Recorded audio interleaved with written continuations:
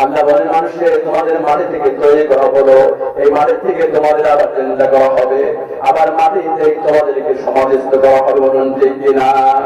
আমরা কিনা করি, মাটিতে করি না? আবার এই মাটির থেকে কিন্তু একদিন উঠাবে, আবার মাটির মধ্যে আমাদের দাফন করে দেবে। আমার ভাই আমাদের আমল যদি ভালো হয় তাহলে কবরে যদি শুনবেন আজকের মাহফিল কিন্তু কবরের উন্নতি করতে হবে। এই কবরকে যদি সুন্দর করতে চান তাহলে দান করতে হবে, টাকা শ্রম দিতে হবে, বুদ্ধি দিতে হবে, মেধা দিতে হবে এবং সাহায্য করার জন্য দৌড়ে দৌড়ে এসে এই মসজিদ এই কবরস্থান উন্নয়ন করার জন্য আপনাদেরকে শ্রম দিতে হবে। যদি শ্রম চান তাহলে এই দান কিয়ামতের দিনে নাজাতের জরিয়া হিসাবে কাজে লেগে যাবে। বলুন সুবহানাল্লাহ, সুবহানাল্লাহ, সুবহানাল্লাহ, সুবহানাল্লাযী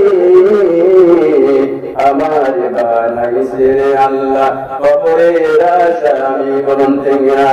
আমার মাথার ঘোমটা খুলিয়া দেখো, মাথার ঘোমটা খুলিয়া দেখো, নূর তাজ পরা আছে নাকি?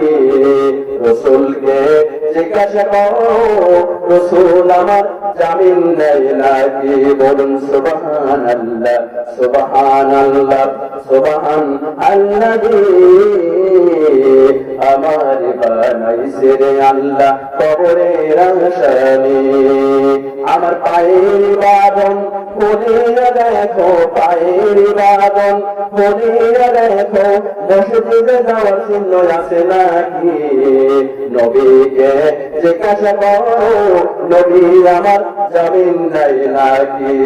সুবহানাল্লাহ, সুবহানাল্লাহ, সুবহানাল্লাযী আমার বানাইছে রে আল্লাহ কবরের আসামি।